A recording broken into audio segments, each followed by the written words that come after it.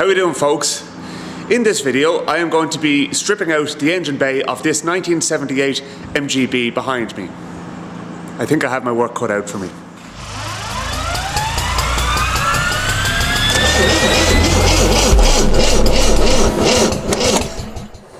There's lots of activity up in the shed today.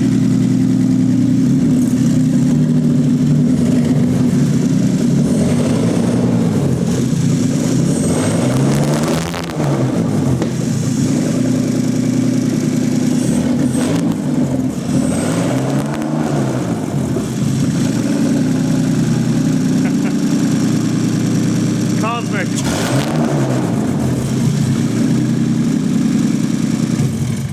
So that there is an E46 330 Ci engine. It's a 3 litre straight 6 out of an and it's in an E36 BMW. So there's been a lot of work put into that, and my god, it sounds insane. No exhaust on it yet or anything like that. The job isn't actually finished, but it's definitely well on its way to being finished, and it's a very tidy job, if I do say so myself. So this should be a real treat to see the finished article. How are we doing, folks? Well, I'm back up with the MG today, and there is more cleaning to be done, but I've made the decision to strip out the engine bay because, to be honest with you, I'm at nothing trying to get this engine bay fully cleaned and treated, and just trying to work around everything. So really the only thing for it is just to get everything out of it. So that includes maybe I might just move wiring harnesses and just leave them connected. I'll take pipes out. I'm going to strip a few more bits off the engine. I'm going to take out brake pipes, which are going to be getting replaced anyway, so it's really not that big a deal, and that heater box needs to come out. So I think what I'll do is I'll actually start by taking the heater box out, because I understand from what a few people have told me it's a bit of a faff. So without further ado, let's have a look and see what we're dealing with here. So I'll shed a little bit of light on the subject in a minute, but for the moment you can see there that's the heater box, obviously, and that needs to come out. So we have the wiring connections for the fan. The coolant hoses are already disconnected, so that's not really a major issue. And there's a few rusty looking bolts along there which are going to be great fun to remove altogether. I might try and take out that pedal box as well, because then at least we can see the whole shelf. This whole part of the car is actually quite prone to rust. Now, although I can't see any rust now at the moment, that's not to say that there isn't any, and until I'm 100% happy that there isn't any, I'm not really willing to kind of proceed. So yeah, let's see what needs to be done here. I'm still just laughing here now at somebody's description of how to remove the heater box. Hold heater box firmly and wiggle car out from underneath it. Many people are saying they are absolutely stitched into it, so I need to try and figure out how to remove the control cable from the dashboard first of all before I go any further. So the first thing I need to do is I need to get in at the connection for the heater control, which is, well, it's not the heater control, it's the flap control. So you can see in there, if you guys go around there, you'll actually probably see it better than I can. Now I have to try and get my head in where the camera is, so you can imagine how much fun that is. That's basically it. So there's two, yeah, you can see it gone there. So there's two nuts that need to be removed, and once I have those nuts removed, you can pull the cable out, so then we can go under the bonnet afterwards. So look, I'm trying to video this and do it at the same time. It's not going to be easy, so I'm not even going to try. Okay, I just took the control knob off the outside, so now I can actually undo the little collar that goes underneath it, and then that nut there, which will allow me then to actually take the whole heater control out from the back of the dashboard and undo the cables. I also need to take the center console out, so we can do that next. I'm thinking this is turning into a video on literally just how to remove the heater box in an MGB. So yeah, such is life anyway. So we'll keep going. Okay, so there's the mechanism we're dealing with there, and you can see, oh, there goes one of the bolts. Marvellous. I'll rummage that out in a sec. There's a little collar that holds the wire in there, and a barrel clip, I think they call them, and that's what holds the cable in place, and that would have been what I would have been trying to remove on my back underneath the dashboard, but actually by just taking the knob off, it makes it a lot easier. So what you're doing to take the knob off is you're actually just pushing out a little spring there on that with something like, I actually used an Allen key, but you could use like a drill bit or a pick or anything like that to push it, and you just pull the knob off and then undo the nut underneath. So that's that out of the way. Next thing we need to do is we need to take the center console out, and the center console, there's 4 screws on either side, 2 on either side, and then I'm not sure if I need to take out the whole piece around the gear shift as well. I'm hoping not. It's kind of slid underneath. I might see if I can just kind of maneuver it out of the way, and then we can start taking our kind of switches off and all that. Those switches aren't working anyway. They're as a standard operating procedure with Lucas Electrics, the contacts are corroded inside them, so they're not working. So I'll try and clean them up. If I can't clean them up, I will replace them like I did with this. And the nice thing there is I now actually have working headlights in this car, which is a nice little victory.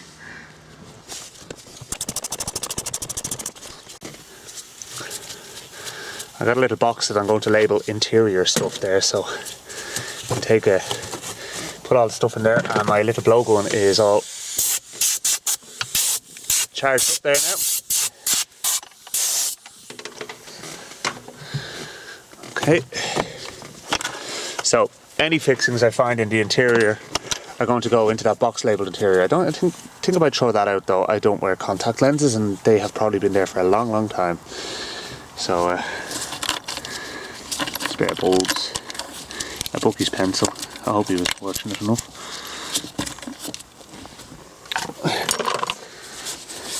It's saying he, it could have been a woman who owned this, I don't actually know. So yeah, so now I have the 4 fasteners that went around the gear shift knob undone, and there are, it seems to be only 1 screw in there. So I'll undo that screw, and then that should allow me to lift the whole centre console out, and I can disconnect wires on the back of the middle part there. Luckily there's no radio, so I don't need to worry about that.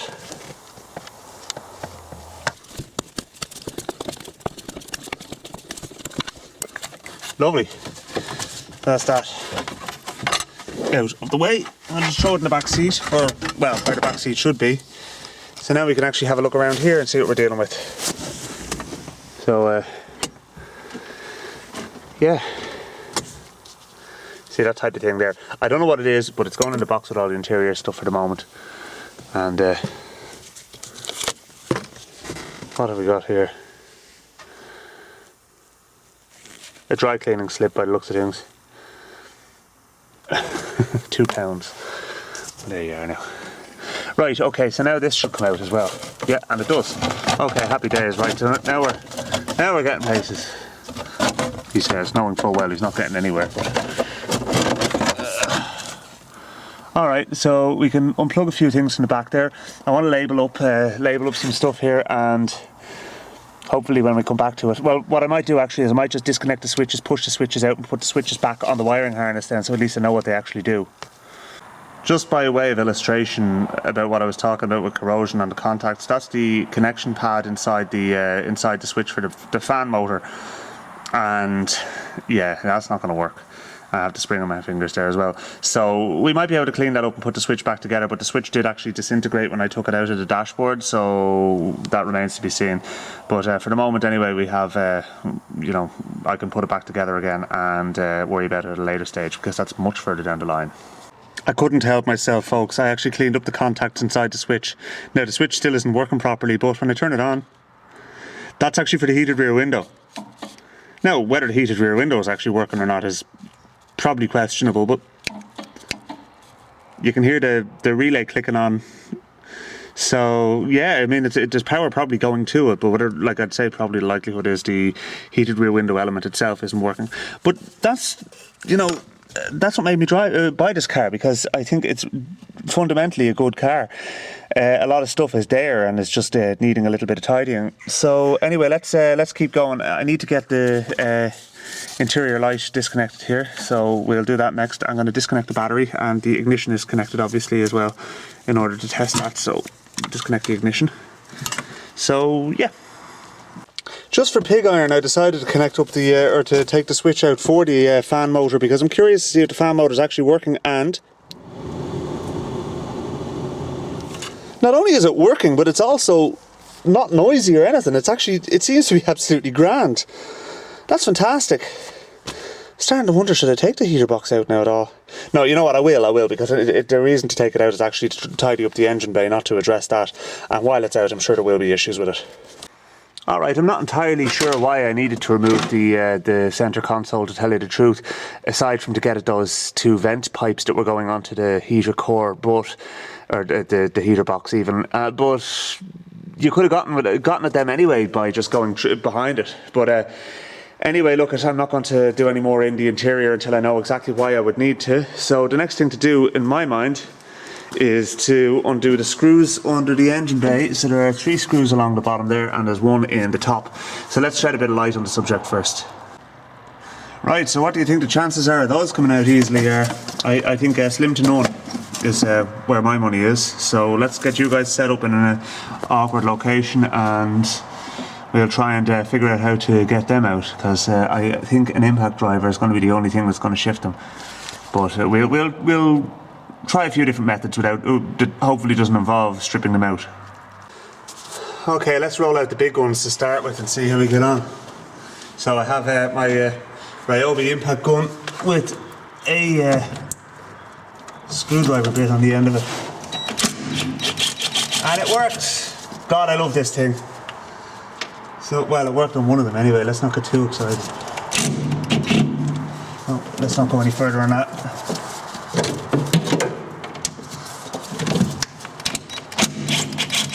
Okay, so there's 2 out of the 3 along there anyway. So the next thing I'm going to do after I take the top one out is I'm going to clean out that screw and then try it again. Okay. God, this thing is the business. Right, now, yeah, I don't want to go any further on that until I can blow it out. So let's get a little pick and get the dirt out of it. At least they're not countersunk screws, so if all else goes pear-shaped, I can't possibly get a vice grips onto it. Let's try this first of all. So the trick here now is to lean on it.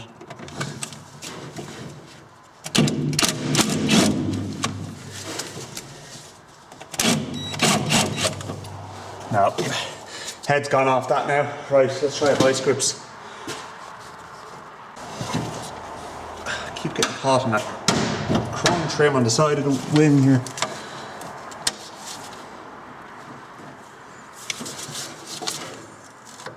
Excellent, we have movement.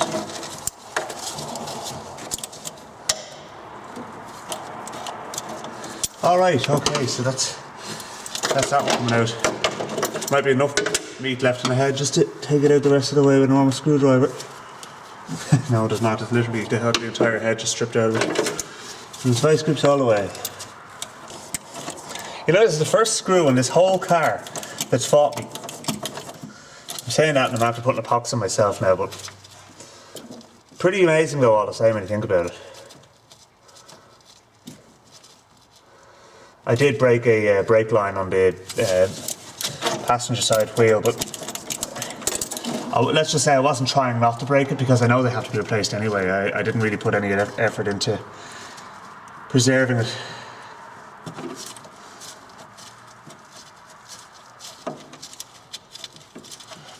Okay, right, so that's that screw out. So that should be all the screws out. So next thing we can do is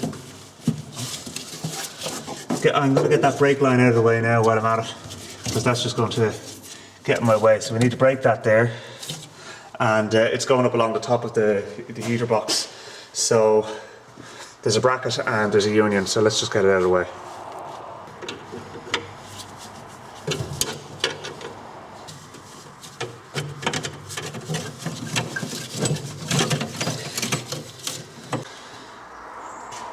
Okay, so that brake line it's as out of the way as it's going to get for the moment.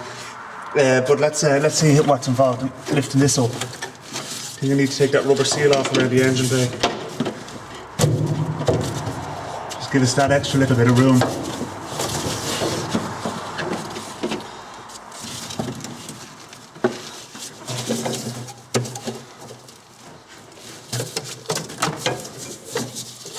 Now, a few people have said that it involves a lot of prying. Oh, we have another screw, folks. There's another one down there. Not easily seen, but there it is all the same. So before we even go near it, I'm going to clean out the head of that one, and then we'll have at it with the impact gun. Hopefully it'll come out first.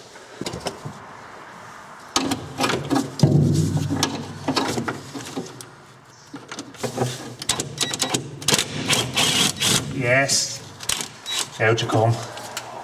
Grand. Yeah, it is. It's worth spending the extra bit of time and just cleaning out screw heads before you go at them, because especially if they're full of dirt and corrosion. So now, what is involved in getting this beast out?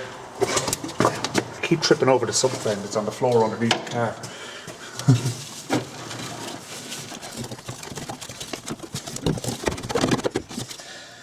How am I meant to get it forward enough to be able to...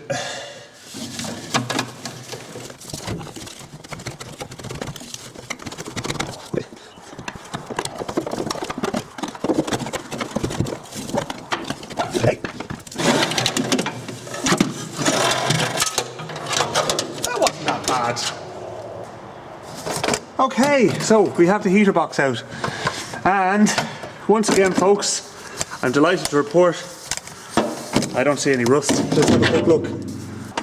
Okay, so that's where the air obviously comes in for the fan, and that's where it goes down in behind the dashboard. So yeah, we're looking pretty good there.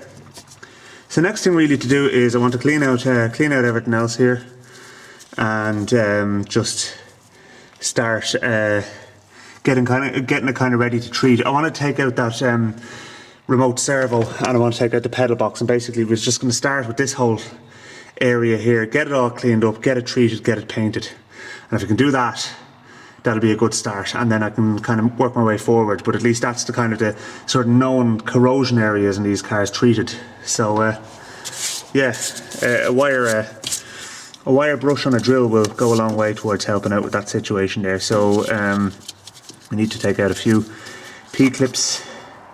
I'm going to put a couple of... need to get that brake line off altogether, because the reason I didn't take it off is because it's fairly well seized into that block there. So I need a vice grips to remove it. So we get a vice grips on that, get it out, and start removing everything else.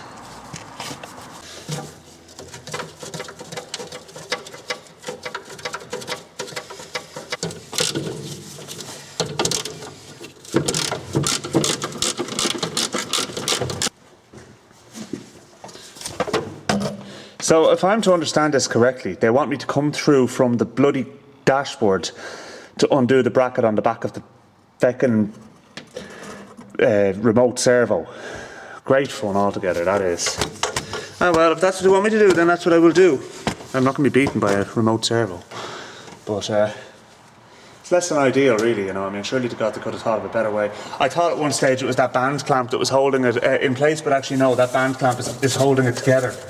I can't do that. The other thing is there's 3 nuts. Might be easier to get them with a ratchet spanner.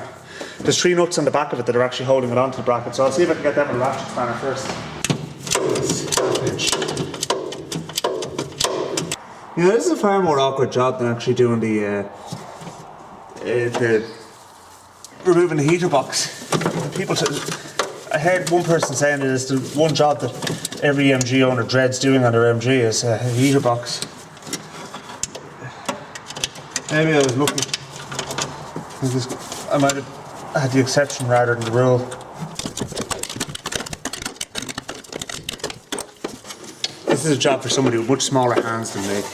I'm trying to go up inside the inner wing now to try and get at this. Oh, you bastard! Get out! Oh, fuck. What a pain in the face that was. Right, where's my impact screwdriver? I need to remove that bracket. What an unmitigated pain in the stones that was.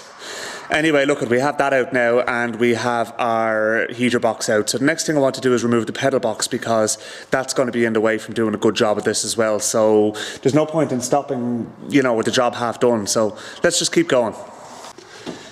There are more brake unions. God.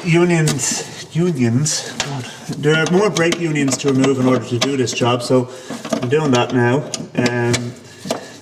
The one that's kind of seized into the block down here, we can tackle that at a later stage, because the other 2 that are going into the block aren't seized, so I'm able to remove them, which is nice. And we will then be able to kind of just take the block off and leave the other one connected to it.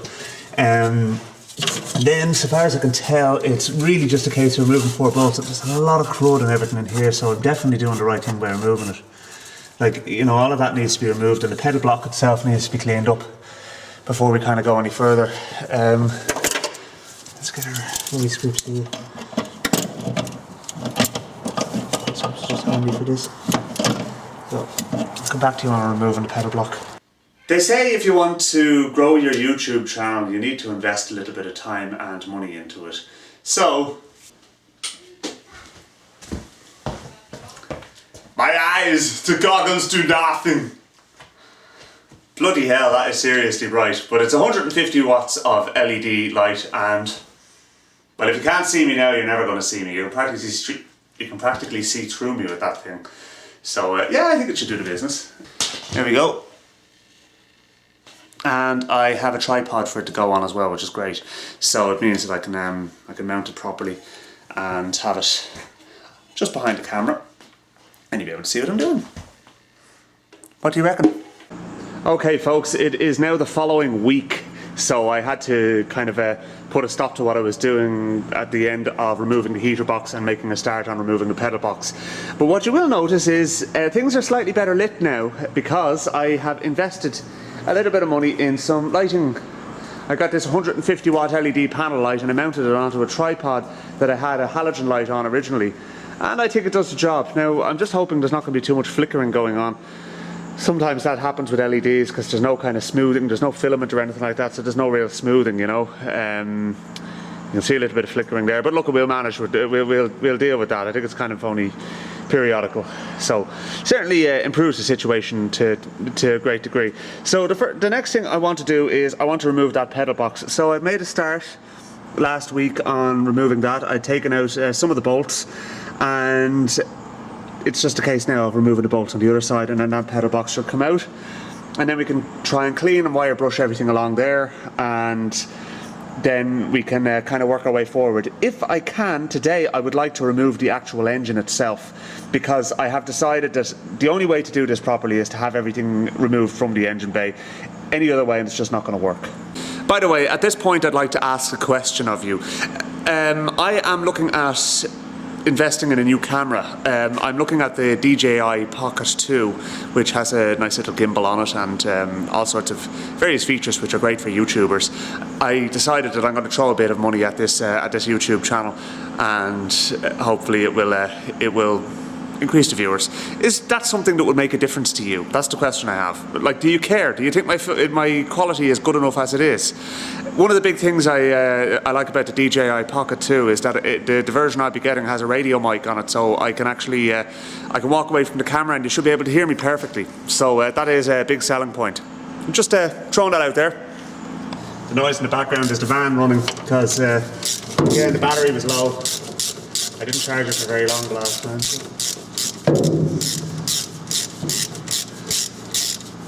For those of you who watched the video where I was trying to sort out the starting issue with the van by replacing the fuel filter, it didn't work, unfortunately. It's still difficult to start. To tell you the truth, I feel like the engine I bought for that van is a piece of crap, and I'm half tempted to just take the engine out, leave the gearbox in. The gearbox is fine, but take the engine out and find out what the hell is wrong with it in detail. It is not performing the way it should. 30 miles to the gallon, 90 horsepower. I mean, I may as well have left the AA-Z engine in it.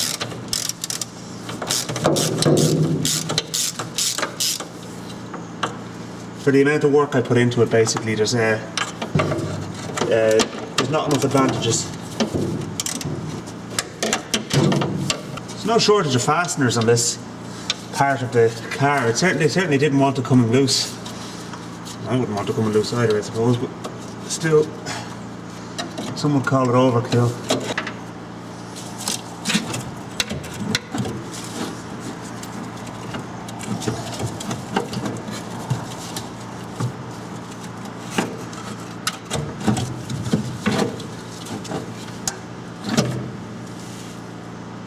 Aha, there's a spring. Now I'm hoping, although now I'm not so convinced, that the pedal box will come out without removing the pedals. I don't think that's going to happen for me though.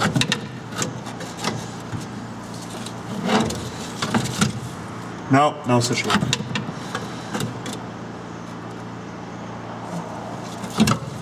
Okay, should move the, there's a pin there with no split pin in it, which it's supposed to have. Remove that, and then this should knock out. Take the two pedals off, and then this whole assembly comes out. God almighty, this is turning into a big job.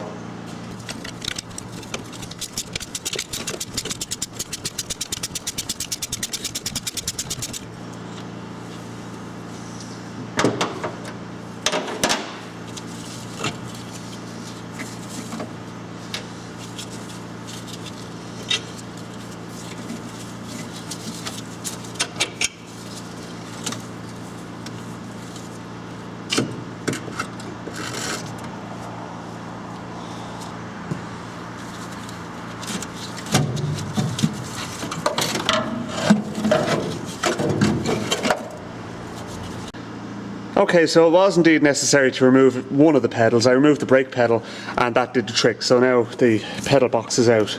What a bloody ordeal. Anyway, now we actually have a clean run at the scuttle panel in there. So the kind of the shelf in the engine bay, which is really where I wanted to address. Like if you look in there, I cleaned that engine bay as best I could with everything in it.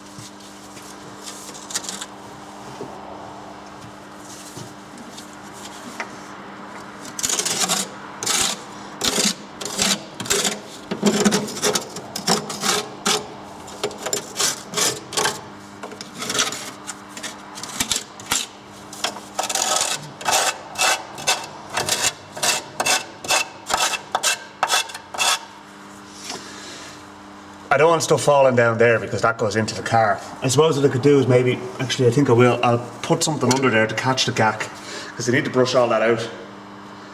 So a little basin would be ideal.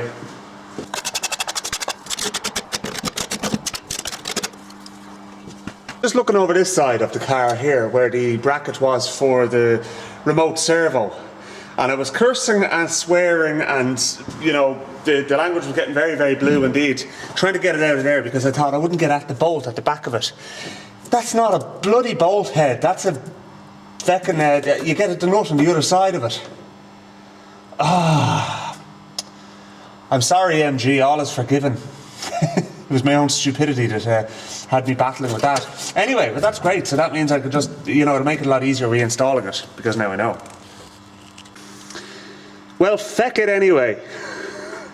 So much for it being a stud. That means I have to drill that out and weld the bolt into it now. Oh, the hits just keep on coming. Anyway, it's out now, so.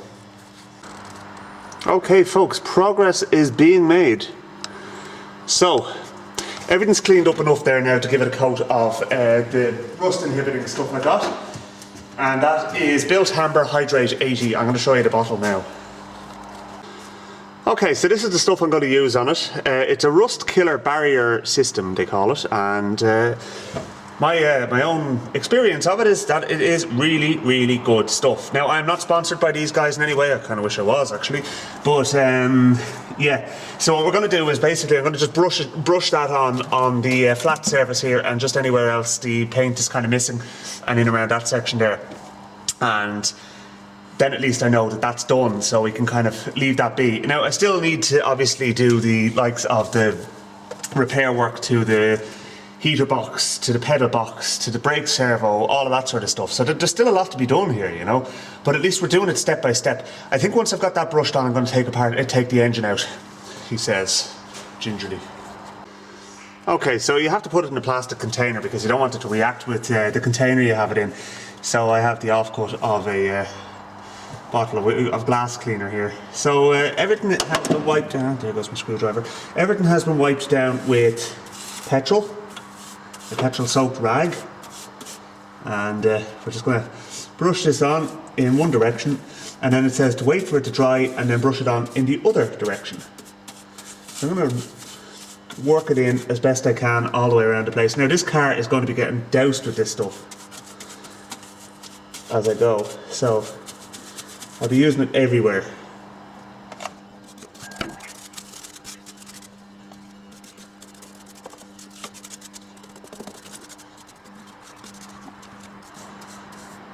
I'm not too worried about it dripping around the place because, as I said, Most things are probably going to be getting treated with it in some way or another anyway.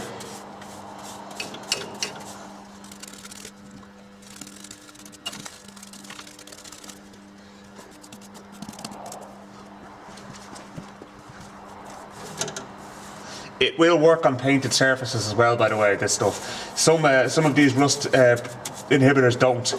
This one does.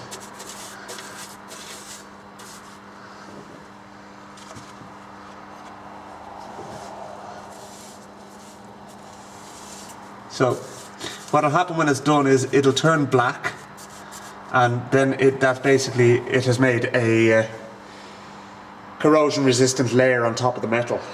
Now along here I'm not really too worried about it being black because most of it you can't see anyway. So,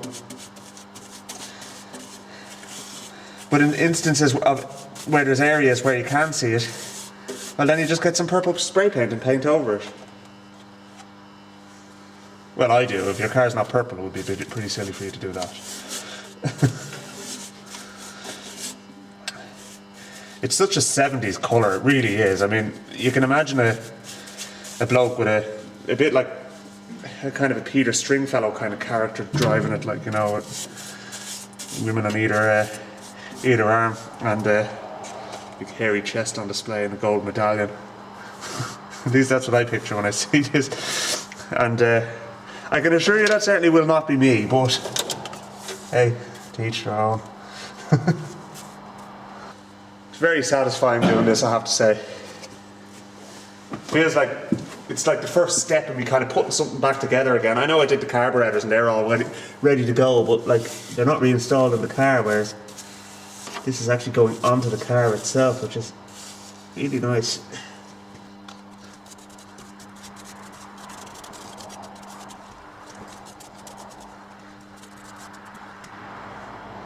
It kind of goes purpley before it goes black, which is appropriate, I suppose.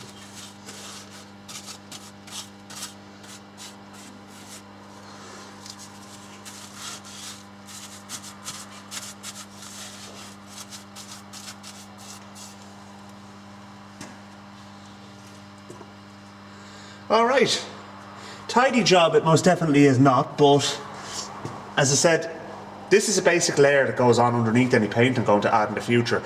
And to be honest with you, I'm going to be getting somebody to paint this car for me, so, you know, I'm not really all that concerned about having the, you know, like, my main concern here is to get the corrosion under control and make sure that there's no hidden rust or anything like that before I go putting things back in, like the heater box and the pedal box and all that. So at least if I decide not to go down the route of taking all of them out, at least we know that that's alright.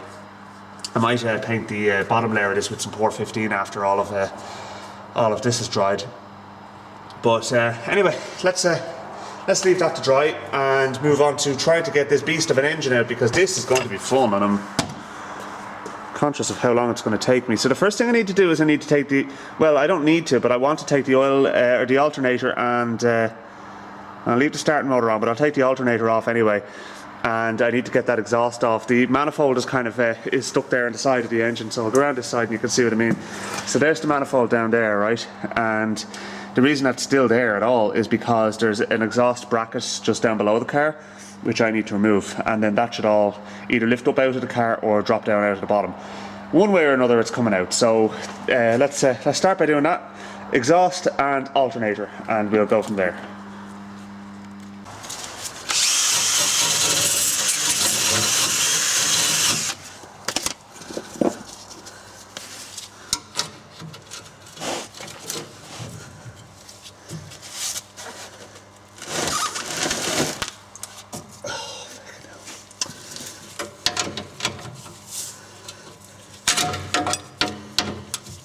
Oh, where's my impact gun, for God's sake? This is ridiculous. You could talk this exhaust into coming off, I reckon, but it's fairly rotten.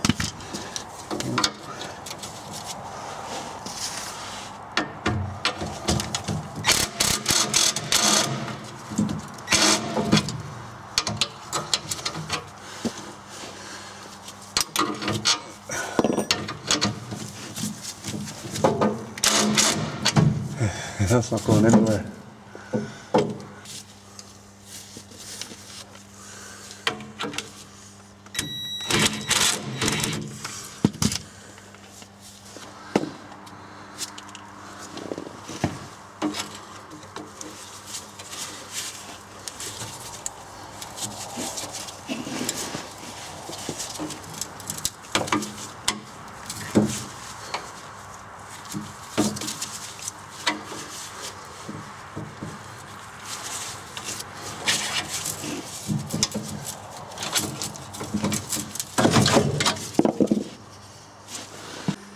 Alright, I'm rapidly running out of time here today, folks, and this is the second day now where I have kind of accomplished, well, not as much as I wanted to, but so I won't be getting the engine out today. But what I will do is, I'm going to upload this video so you can see where I'm at, and then at a later stage we'll get into the process of actually removing the engine. But at this point in time anyway, we actually have gotten a few bits done. So let's just get that. Let's get that alternator out anyway next, so that at least that'll be something. And we have the exhaust removed as well, and yeah, so we're not doing too bad. We're not doing too badly at all.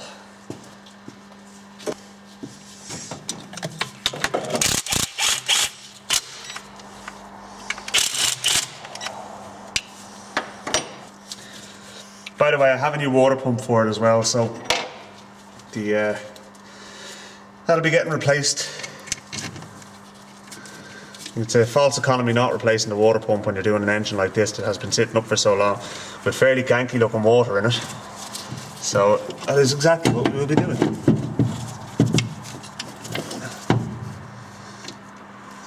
Now the alternator I know is serviceable, although a bit on the dirty side of things.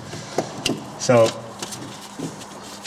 we'll be putting it back in after a good clean. So there you go. Are the bearings alright is the next thing. Well, I've heard better bearings, but I think we'll get away with it. You know, it's one of those things that, how far do you go really, you know, I mean, I'm going to be replacing half the car at this rate. So, right, so that's the alternator out of the way. So let's have a look around the engine bay and see how we're looking. So, definitely, we're definitely a lot further down the road now than we were before. You can see how that built amber is drying nicely there now. So the next time I come up here, that'll all be dried off, and we'll be providing a nice little layer of corrosion protection in there. And what I'll do is I'll bring up a hoover with me so I can hoover out the inner wings and get all that taken care of. So yeah, look, I think at this stage I'm going to leave it there, folks. So yeah, next job to do is to basically, I'm going to continue stripping out the engine bay, and that includes removing the engine block. I need to do a little bit of reading on what I need to do there, because from what I understand, the gearbox, the front end of the gearbox is being supported by the actual engine itself. So if I just pull the engine off the gearbox with nothing supporting the gearbox is going to fall out of the arse of the car. We can't have that. So, you know, we need to get a jack underneath and prop the gearbox up. I will be taking the gearbox out as well, but I just want to take it out separately because it just, well, I'll see. Maybe some people will say that it's better off. That I'd be better off taking the whole assembly out together. But I'm this close, and I'm this close to just getting the engine block removed. And anyway, I need to separate them because I'm going to replace the clutch in the process, and the clutch slave cylinder is looking fairly sorry for itself. So yeah, this is where we're at. So don't forget to like and subscribe, folks, and I will. I'll keep you updated with my progress. I'll put a couple of comments on the community tab as well. If you're subscribed, you'll see that. And then when the next video comes out, hopefully we'll have gotten a lot further along the line. So thanks for watching, and I'll chat to you soon.